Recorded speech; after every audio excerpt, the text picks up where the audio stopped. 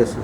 Rusticating 3 students of Institute of English and Foreign Language is nothing but a fascist and sadist action. On behalf of the Revolutionary Writers Association, Verisam, and also on behalf of the Revolutionary Democratic Front, I condemn in so many words this kind of fascist action and demand the Vice Chancellor to immediately revoke the rustication and let them complete their PhDs and their jobs. And particularly my appeal to the democratic forces in Telangana, that this is the second thing which happened after the declaration of the Telangana statehood and also the elections, because this is the second such a fascist action. One is in the judicial thing, the judgment of the High Court in Tsundur case acquitting all the criminals, and interestingly where 8 people are killed, the court says that the murders have taken place, that nobody who is a culprit. Whereas here, of course, a glass pane is broken, but everybody is saying that they don't know who is there. But she is punishing, she is picking these 3 people and punishing for that. This is a different contrast, and I think the democratic forces in Telangana should think over it and should come in solidarity in support of them and make the Cello University on the 12th.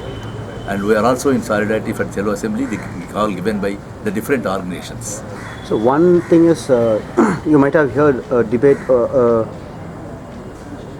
while some of the people who met the Vice Chancellor asked them to appeal, the so-called appeal. So what is your opinion and stand? What is the appeal? In fact, you have given a show cause notice and they have replied.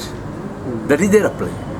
And you rusticate and asking them to appeal, that means you are an executive and you are also a judiciary. You take all the powers, you make legislation, you yourself are executive, and this is nothing like that Vishnu Deshmukh, who used to give punishment and also he himself implement it. And you are doing like that. Appeal cannot be with you, no? In fact, the people who have represented you have said that you put the rustication in abeyance and let there be a negotiation. The third party will intervene and you can negotiate with them.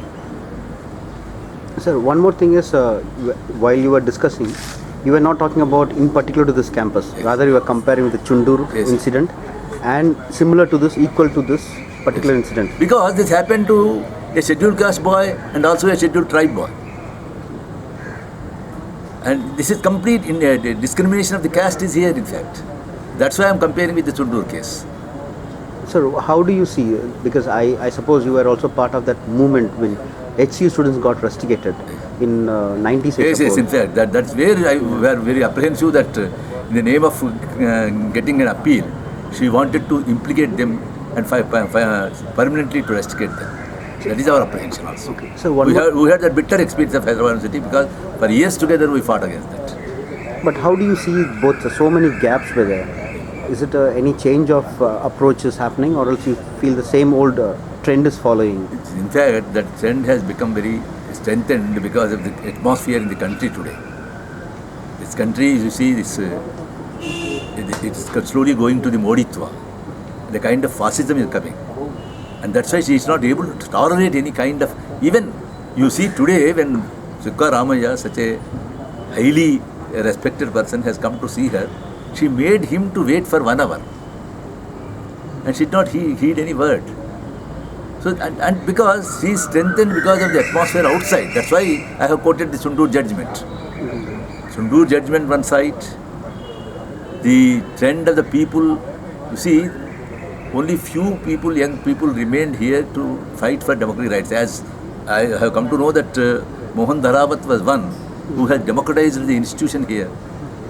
And after him, he was a lone person when he was admitted as a Lambada student. Now there are 20 Lambada students who are studying.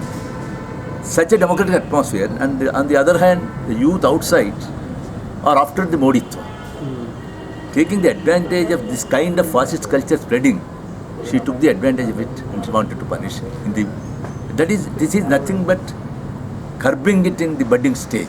Okay.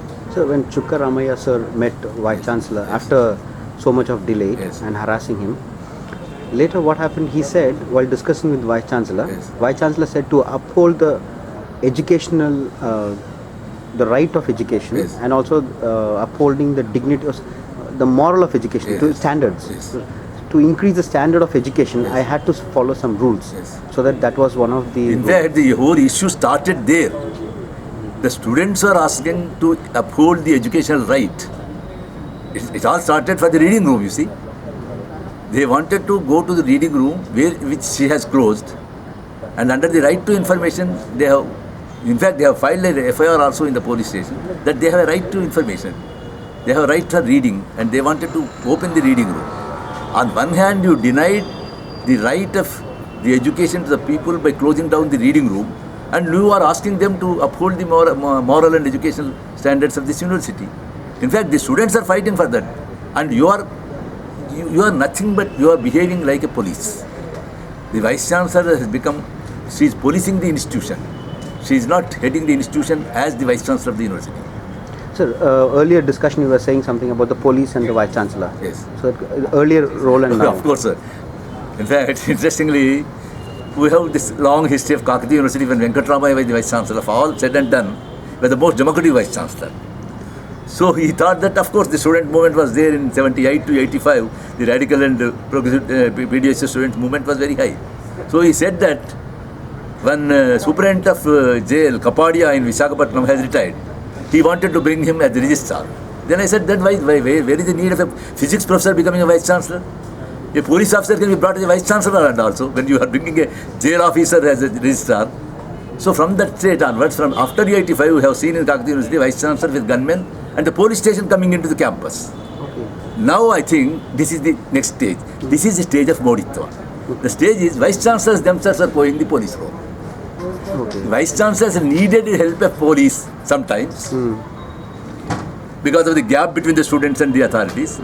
Now the gap is so widened that the police Vice Chancellor himself, now I think EFLU doesn't need a police station and a police officer. Vice Chancellor herself can do it. And for EFLU, I think she is the intelligence police officer, she is the DGP, and she is the judiciary also. Thank you, sir.